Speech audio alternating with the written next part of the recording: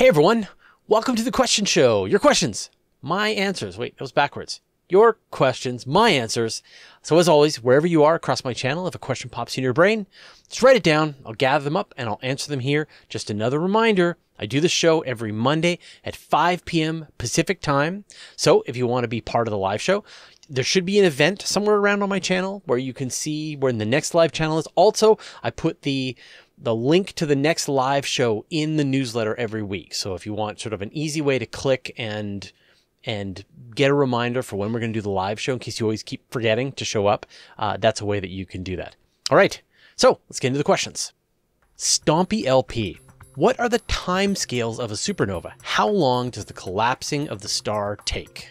So it depends on the size of the star. And a couple of weeks ago, I guess I talked about how a supernova works. What causes a core collapse supernova to occur? Essentially, the star is fusing hydrogen into helium, and then it runs out of hydrogen in its core, switches helium into heavier elements like oxygen, carbon. Eventually, it moves all the way up the table of elements until it gets to iron. And then because it can't derive any energy out of the fusion reaction of iron, the fusion reaction inside the star stops and the thing collapses in on itself. And it's sort of like what does that mean? Like, what does collapse in on itself? Like, how quickly does this happen? And it happens very quickly. It essentially happens as quickly as the laws of physics will permit it. Because essentially, you've got all this outward force that is holding the star back from collapsing in on itself and turning into a black hole. The moment you get iron starting to form in the core of the star, the entire star internally just stops releasing energy. And so then all these outer layers start coming inward. And at their fastest point, very quickly into it, they're going about 70% the speed of light. So literally relativistic speeds as this material is collapsing in on itself. And so imagine a star that is the size of Mercury and it's a couple of light minutes away. Well, it's going to take a few dozen seconds for the supernova to collapse in on itself. Maybe if the star is bloated all the way out to, say, a larger size, then it's still going to be on the matter of minutes. And then the actual sort of brightening and explosion of the star happens over dozens of seconds again. This supernova explosion and detonation takes like 100 seconds to happen. And then you've got this bright object, this incredible glow, this material that's super hot, blasting out in all directions. And it will slowly decrease in brightness over the next year or so until it fades away till it's like hard to see again. King Majah. I'm a bit confused. If a star spins too fast, you said its momentum could pull it apart. Could such a thing happen to a black hole? How fast would it have to be spinning? Well, I mentioned this in a previous video, that as a star spins faster and faster and faster, it's kind of like being on a merry-go-round. As it goes faster and faster and faster, you have a harder time holding on to the merry-go-round. So if the star spins faster and faster, it flattens out and becomes a lot wider in the middle, and the poles come closer and closer together. And eventually the outward force of this rotation is greater than the gravitational force that's holding it together, and the star just spins itself apart. And there's actually like a limit. Like astronomers have seen a maximum speed that stars can rotate. And you would assume that the ones that rotated faster than that just tore themselves apart. There's a maximum speed that asteroids can rotate, depending on what they're made out of. And again, it's like any that rotated faster than that would have just torn themselves into pieces. And so the question you're asking is, can a black hole do the same thing? And the answer is no, because nothing, not even a black hole, can escape a black hole. But black holes do rotate, and as they rotate faster and faster, the thing that happens is the event horizon around the black hole starts to flatten out, like a planet that's rotating too fast, like a star that's rotating too fast. And the event horizon flattens out and flattens out. And as the parts of the event horizon close in on the singularity, it's going faster and faster and eventually approaching the speed of light. Essentially the limits predicted by Einstein. I forget the exact number, but it's like, again, it's like 70% or something like that, is like the maximum speed that a black hole can rotate.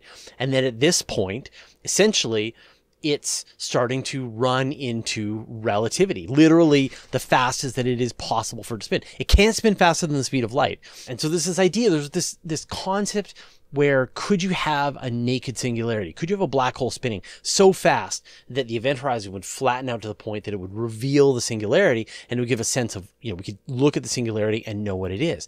And the answer is no, that essentially the event horizon can shrink down, but it can never shrink down to the point that it reveals the singularity. And it can never tear itself apart. There's just a limit. Black holes reach this ultimate speed limit, and even as you add more mass to them, and as you keep trying to spin them up, they resist spinning any faster than that. Nuno Fernandez. So will James Webb actually launch before Half-Life 3? Come on, is Half-Life 3 ever going to actually happen? It's done. We've had our chance. That's never going to happen. So nothing will take longer than the launch of Half-Life 3. But anyway, let's talk about James Webb. Yeah, James Webb is continuing apace. And, now I think we can stop joking about how long James Webb is going to take to launch because all the pieces are in place at this point. James Webb is at the launch facility in French Guiana. The upper stage has been delivered as well. The fairing is there. The booster stage has been set up. And now it's time for the assembly. And so they're going to stack the first stage. They're going to put the second stage on top of that. They're going to put James Webb inside the launch fairing. They're going to stack the whole thing. They're going to walk it out to the rocket pad, and they're going to launch it. And so still, we're on track for launching James Webb December 21st. I haven't heard any delays. And so I think what we'll probably see at this point is we'll get to December 21st, and maybe there's going to be some rough weather. And so they may push back a day or two, but there's no big reason why they wouldn't just launch James Webb approximately that date. There's no more tests. There's no more fixes. There's no more delays. This thing is going to launch. Clay Ben Treese Jr. What is your opinion of the Apophis asteroid? The Apophis asteroid is one of the asteroids that astronomers have identified as coming very close to the Earth in the future. And for the longest time, this was considered the most dangerous asteroid. It would, at some point, and I forget the exact time, like in the 2040s or something, it would have a very close flyby of the Earth, and then that would push it into a trajectory that had the potential on the next orbit around have it actually collide with the Earth. But astronomers have done a ton of new observations of Apophis, and they've downgraded the risk to essentially negligible. So at this point, I think the estimate is like for the next at least 300 years, there's no risk of Apophis striking Earth. So you can sort of scratch that off the list of close asteroid encounters. That said, when it does that close flyby in a decade or two, it's going to get really close to the Earth. And so it will be a really fascinating time to be out with a telescope or binoculars and actually watch this asteroid as it comes disturbingly close to the Earth. A fairly large, bright asteroid. It's going to be like this fairly bright star in the sky that moves through our field of view. Sort of, I don't know the exact brightness that it's going to be, but I'm sure as we get closer, astronomers will do a lot of interesting predictions and we'll be able to go out and watch it. This happens fairly regularly where astronomers make some calculation of an asteroid that's going to come pretty close to the Earth. And usually the brightness is within the capability of a pair of binoculars or a small telescope that you can go out, look in the right location and watch as, usually you can't see it like moving the way you can watch a satellite move, but you take a bunch of pictures, you can actually capture its movement as it moves through your field of view. And so at this point, when Apophis comes through, we're going to get a shot at it. But, obviously there's a lot of asteroids out there. One of them has got our name on it. Many of them have our names on it. And so we're going to want to keep an eye on them and perform these calculations and do better observations to try and pin down any asteroid that has a chance of threatening the Earth. Ted Krause, can a magnetar collapse into a black hole? So a magnetar is just another type of neutron star. Like when a star that is many times the mass of the sun dies in a supernova explosion that we talked about in the beginning, it can leave behind either a neutron star or a black hole as its remnant. How a magnetar actually forms, astronomers are still trying to figure this out, but it seems to have something to do with some kind of binary companion. So you get a neutron star, but you also have like some kind of like accretion disk around the star, or like a binary star that's orbiting around the star, and the interactions with the star and accretion disk can whip up the neutron star's magnetic field to the point that it becomes a magnetar, and it essentially has this incredibly powerful magnetic field, like so powerful it could dismantle you at an atomic level. And of course, the other thing that we see with fresh neutron stars is pulsars.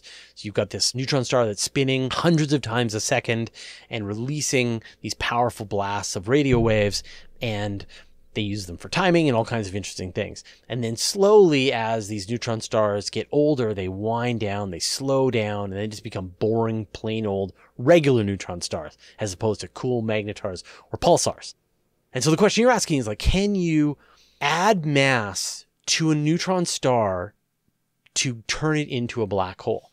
And the answer is probably, maybe. So if you add mass to a neutron star, obviously you're going to reach a point where it can no longer be a neutron star. And so the question is, one idea is that when that happens, it suffers another core collapse and detonates as a different kind of supernova and disappears entirely. The other possibility is because you're adding material so carefully as it's sipping away at some binary companion, it's adding just a little bit of material at a time, that there might be some intermediate form in between a neutron star and a black hole. Like maybe you could have a star that's made entirely of quarks, like a quark gluon plasma, and it's smaller than a neutron star, but you can still see it. Light can still escape the gravity of this object. So as you add more material, keep sipping away at this companion star, you cross over this limit where the forces holding the neutron stars from smashing into each other, all the neutrons, all the particles inside of it, crunching into a black hole, is overcome, and it collapses down in and disappears, because now not even light can escape this object. So, you know, it's still various points of controversy as astronomers are still trying to figure this out.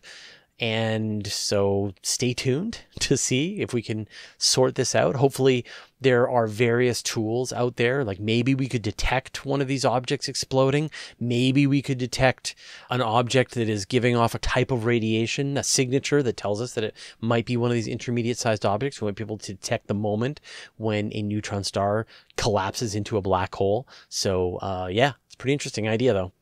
Cypercharged. Rough guess about when the Kessler Syndrome no return point will be reached.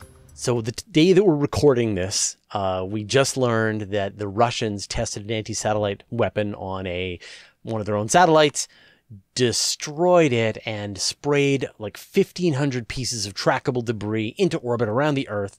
And the astronauts on board the International Space Station, the cosmonauts, they had to hide inside their escape vehicles as one of the parts of the debris came uncomfortably close to their position. No, there was no problem. Nobody was harmed. They were able to come back out a little bit later. But still, that's a lot of debris to have in low Earth orbit. And you can imagine some future when these pieces of debris are crashing into each other and forming smaller pieces of debris, and they're all crashing into each other. And we get to this point called the Kessler Syndrome. And this is the theory that you'll reach this point where there's just so much this debris cloud and everything's moving at 28,000 kilometers per hour that there's literally no way to launch anything into space to get through this shrieking shield of metal. And the reality is that it will probably never be the case. We'll never reach this point where space travel is impossible. The future is more that it's like going to be friction. So there are going to be more and more pieces of debris, that it's going to require launches that are more careful. You're tracking the larger pieces of debris, the smaller pieces of debris. You're waiting for windows when you can launch in a fairly debris-free region. So instead of it being just imagine like one day, all of these satellites start colliding into each other and then we're cut off from space, it's more like you're having to be more careful. It's longer delays, more expensive. You're having to put more shielding on your equipment to try and prevent the damage from the smallest stuff that isn't going to catastrophically destroy your spacecraft, but it's going to cause some minor damage. It's just a pain. It's an expense that's going to increase greater and greater and greater over time. I mean, it's sort of like the same thing with climate change. Like, climate change isn't going to destroy humanity overnight. It's just going to be that people who live on the beaches are going to have to abandon their homes or pay to keep the beach maintained. People who live near places that can flood on a regular basis are going to have to rebuild their homes again and again. Like, there's just going to be this cost of living that's going to go up and up and up. And that's the current idea on what the future of spaceflight is, with more and more space debris. Now, the great thing is that over time, space debris will decline again, because this stuff will get absorbed back into the Earth's atmosphere, burn up, and will clear out. And you're looking at, in some cases, a year, in some cases, decades. In some cases, for the highest stuff, you're looking at thousands of years. So but then at the highest regions, space is a lot bigger. And so it's this kind of complicated, you got to sort of think about all the different spheres for where this debris is interacting and how quickly it can clear itself out, but also how much space you've got to work with. So it's not that simple. It sucks, but it's not a total showstopper. More questions in a second, but first I'd like to thank our patrons. Tomorrow, Wilson TX Sierra, Joseph Salmone, Chuck Hawkins, Neuter Dude, and the rest of our 794 patrons for their generous support. Want our videos early with no ads? Join our community at patreon.com/universetoday. Helmut Bambuka. If something went wrong with James Webb, would we really not try to fix it? Right now, there is no way to fix James Webb if something goes wrong. So let me sort of explain what's going on here. So James Webb is never meant to be serviced. It is flying out to the Earth-Sun L2 Lagrange point, which is 1.5 million kilometers away from the Earth. The moon is like 285,000 kilometers away from the Earth. So James Webb will be 5 or 6 times farther away than a human spaceflight has ever gone. We've gone around the moon and no farther.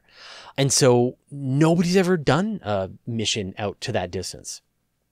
Is it theoretically possible? Yes. But you're looking at James Webb is going to take about a month to get out to its final location, out in the L1 Lagrange point. So you're going to need to have, if you're going to send humans to do the repair, you're going to need probably a month to fly out to interact with James Webb. They're going to have to spend a certain amount of time, and then they're going to have to be able to figure out a way to get back on the return side of that mission, because you're going to go to the L2 Lagrange point. It's sort of like climbing a mountain, and then you're teetering at the top of that mountain. You'll be fixing James Webb, and then you've got to fall back down the gravity well, come back down to the Earth. So it's very tricky orbital mechanics to be able to do this entire mission. You're looking at multiple months. So it's probably not worth it. You would need to develop entirely new spacecraft, entirely new methodologies to be able to support a mission of that kind of length. In the future, you can imagine it would certainly be possible. And who knows, right? Like, maybe you could send out a Starship with because it's so much bigger. Starship could almost chomp James Webb at one go. And maybe a Starship could fly out, chomp James Webb, bring it back to Earth. It would probably damage it pretty significantly, but maybe it could be repaired and then launched again by a different Starship. The other thing is that it's designed to sit on top of the upper stage of its rocket. So it has this docking ring built in. And inside that docking ring are the propellant ports that connect up to James Webb and fill it with its propellant and electricity and all that kind of stuff. And so in theory, you could send a spacecraft that mimics the docking port that it sat on. It could dock on with James Webb, and it could provide, say, propulsion or additional electricity or transfer more propellant or things like that. Or maybe bring it back to a different orbit if you built something really beefy. So there are like science fiction ideas on how we could repair or bring James Webb back to try and do work on it. My guess is that if you actually did all the math for all that, it would end up being too expensive, too risky, not worth it. So at this point, the plan is James Webb's on its own. Zen Eats. Do you think a permanent moon base is feasible within the lifetime of the younger generations? Yeah, I like to think that I'm part of the generation that will see a permanent moon base. I don't think a permanent moon base is going to be that far off at this point, especially if Starship actually works. But even if Starship doesn't work, I think you're going to see Artemis 1 is going to be launching in February. It's going to just do this flight around the moon, uncrewed. Artemis 2 is going to send humans to start working on the Deep Space Lunar Gateway. Artemis 3, and I think it'll be Artemis 4 in 2025. That's going to be the one that lands humans on the moon. And I wouldn't be surprised if within a couple of years after that, probably by the end of the decade, we will see some kind of lunar permanent base. And it's nothing fancy. It might just be like a starship with various decks inside where people are living and working. Like, I think the technology's increased, our capabilities have gone up, and we've seen what happens with the International Space Station for so many years that now I think it's perfectly reasonable to expect that NASA or the Russians or the Chinese or SpaceX will have the capability to be able to do that. And there's all kinds of great science reasons to have a permanent base on the moon. So I don't think we're going to wait that much longer from this point. Same thing even with a base on Mars. Like, I think we're going to have a permanent base on Mars by the end of 2030. So within 20 years from now, we should have a science base on Mars where astronauts are going, they're living in this base, doing work, they're on rotations, they're coming back to Earth, new crew is heading out. If you haven't already, check out For All Mankind, which is on Apple TV, and it's a terrific show. And they do a really great job of showing what a permanent lunar base would probably look like, how it would grow to become a more permanent habitat. Check it out. Eric 1, do you think that spin launch can actually pull off putting a payload into orbit? Within the last week and a half or so, this company called Spin Launch demonstrated kind of an amazing, really innovative style of rocket. And so what they've got is they've got this giant ring that sits out on the landscape, and then they've got this incredibly strong tether inside, and then they've got the rocket, and they spin this rocket around, or the payload, the bullet, inside this ring faster and faster and faster, and then they released it sort of like a sling, and the payload went up like 10 kilometers, and this was a small version. And so this was a prototype to test whether or not this will actually work. And so they're going to do some more tests, and then they're planning to scale this thing up. And the goal for Spin Launch is that they'll be able to put things into almost orbit purely through this spinning kinetic energy, throwing it. It'll have an upper stage because you can't go into orbit with a single kick. People ask, could Superman punch a person into orbit? And he couldn't, because no matter how hard Superman punches you, unless it's full escape velocity from the Earth, you're going to go on a trajectory and come back down to Earth, even if you are going fast enough. So you need a second kick. So the Spin Launch will throw the thing into the right angle, and then it will have a rocket on board to circularize its orbit. Do I think it's going to work? Well, the other thing is that the payloads are going to be fairly small. I think their limit was a couple of 100 kilograms for the payload. So fairly small satellites. And the kinds of forces are ludicrous, like 10,000 Gs. So you need to build a payload that can handle ludicrous accelerations, which they can. That level of G-force is still possible to be able to sustain. So the question is then, is this going to work? And I mean, they think it's going to work. They've done the math. I mean, the fact that they built a prototype and threw something 10 plus kilometers into the air is astounding. And so it feels like it's feasible. And if they do pull it off, then it seems fairly inexpensive, right? You use electricity, the thing's down on the ground, you spin it up at this incredibly high rate, you release the payloads, they fly up almost into space, and the rocket takes over and completes the orbit. I'm pretty excited. Yeah, they did a great job. Alexandru Vadaman, what would be the temperature on the dark side of Venus as the planet is spinning around itself more than a year? Thank you.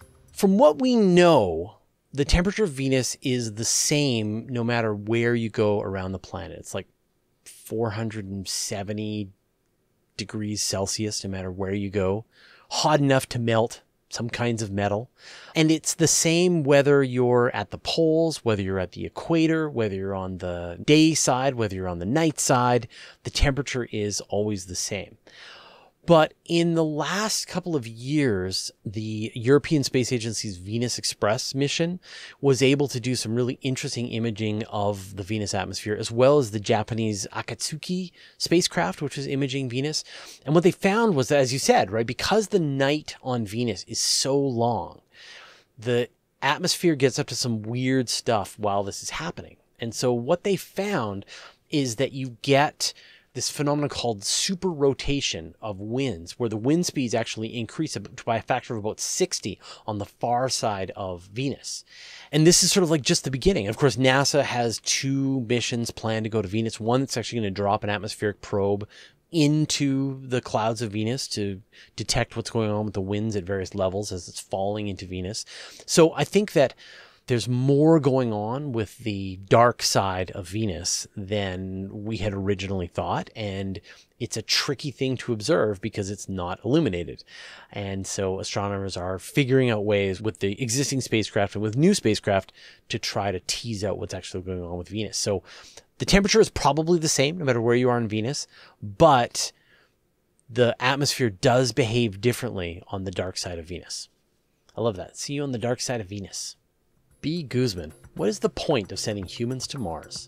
Well, like, what's the point of exploring anything? What's the point of sending humans to the top of Mount Everest? Like, the point is to climb Mount Everest. What's the point of sending humans to space to be able to do that, going to the moon, etc.?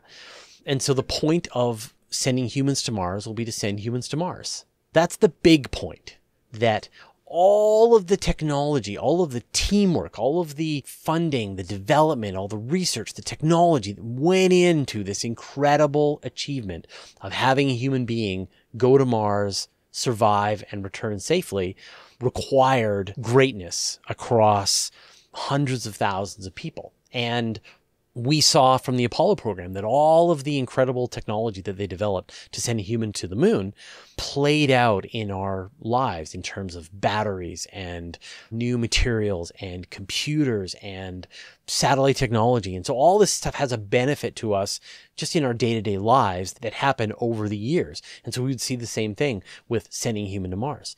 The other thing, of course, is that Mars is a place that is absolutely fascinating, and we should have a science base on Mars. Human beings are very capable, very adaptable explorers. And so if you send a group of humans to Mars, they're going to be able to do all kinds of geology experiments, looking for biology, for life, all these kinds of questions. They'll be able to do it fairly quickly and rapidly. And you don't need a lot. Like, say you end up with 3, 5, 10 humans on Mars at a time, rotating between their different crews, coming back and forth from Earth. It would be expensive, but, you know, when you consider the amount of money that humanity spends on weaponry, just like that alone is a ludicrous amount. And so you could say, like, what's the point of building bombs and warships and aircraft carriers? What's the point of how anybody spends any money ever, right?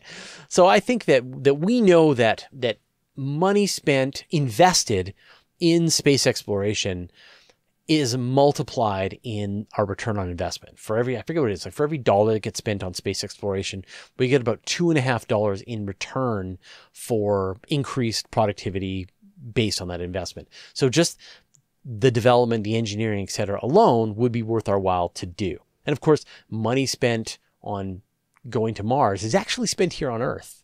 You know, it's spent in the salaries of the scientists, on all of the materials, all of the subcontractors that do the work. And I think that exploration, like, what is the point of exploring? In our lives, you have sort of 2 choices. You've got exploration and you've got exploitation. So, for example, do you go to the restaurant that you know and love and eat the meal that you always get because it's a safe choice? Or do you go to a new restaurant that you've never been to with the chances that it's going to suck? But there's also the chance that it's going to be great and maybe it's going to make your new favorite meal. And so this is the challenge that humanity has always faced. Do we stop and just sort of make the most out of what we know how to do, of what we like, of what we're good at, etc.? Or do we push our limits, push our boundaries, go to new places, find new things, try out new ideas? Because we never know. And it seems when you look back at the sum of human exploration, of all of the advances that we've made, exploration has been a good thing, has been a net benefit to humanity. And so we can assume that exploration will continue to be a net benefit to humanity out into the future. So that's why we go to Mars, because it's the next place to explore. J.I. Pearson. If a black hole at the center of the Milky Way is 4 million solar masses, wouldn't it then only exert 4 million solar masses worth of gravity on the Milky Way? Yes. Yes, if the thing only has 4 million times the mass of the sun, then it only exerts 4 million times the mass of the sun's worth of gravity. You know, people think that the supermassive black holes at the hearts of various galaxies are like these giant anchors of the entire galaxy, that without this supermassive black hole, then the whole galaxy would just fall apart. And the answer, of course, is that that is not true. The mass of the supermassive black hole is a fraction of a percent of the mass of the galaxy itself, say the mass of the Milky Way or the mass of Andromeda. And if you took the supermassive black hole away, almost nothing would change with the galaxy. The thing that is the gravitationally dominant part of a galaxy is the dark matter halo that surrounds the galaxy. It is like 10 times the mass of the visible matter in the galaxy. And it is like this giant swirling sphere of dark matter. And way down inside that, you've got the galaxy that is sort of at the center of this dark matter halo. And way down inside that, you've got this supermassive black hole. And the whole dark matter halo is rotating, and the galaxy's inside rotating with it. And so it's the dark matter that dominates the movements of the galaxy, not the supermassive black hole. It is just another passenger along for the ride. Avy Scott and Flower. Do you think the moon will receive its own artificial magnetic field as a test run for the one on Mars? I don't know how we would give the moon a artificial magnetic field. And I don't even know how we would give Mars one. Like, in order to give the moon a magnetic field, you would have to smash it with another object, say the size of the moon, liquefy it again, let its internal core turn into a dynamo again, and then maybe it would be able to generate a magnetic field. And the thinking is that early on in the moon's history, it did have a worldwide magnetic fields like the Earth does today. But then as it cooled down very quickly, then it solidified and the dynamo shut down. And then the same thing happened with Mars. It had a magnetic field early on, and then as it cooled down, because it has like 10% the mass of the Earth. So as it cooled down and solidified, its dynamo shut down, and it was no longer able to generate a magnetic field. But of course, when you think about like Venus is like almost the same size as the Earth, and it doesn't have a geomagnetic field. So what causes a planet's magnetic field is still a bit of a mystery. Like, we know that Jupiter has one and Saturn has one and Uranus and Neptune have them, but the ones on Uranus and Neptune are not aligned in the same way as the planet's rotation, while they are with Jupiter and Saturn and Earth. So there's more science involved. Apart from literally destroying the planet for a while, I can't think of a way that you could get a planet-wide magnetic field to form. So better just live underground, live in a cave, live in a lava tube. That's your plan. All right, those are all the questions this week. Thank you everyone who sent them in.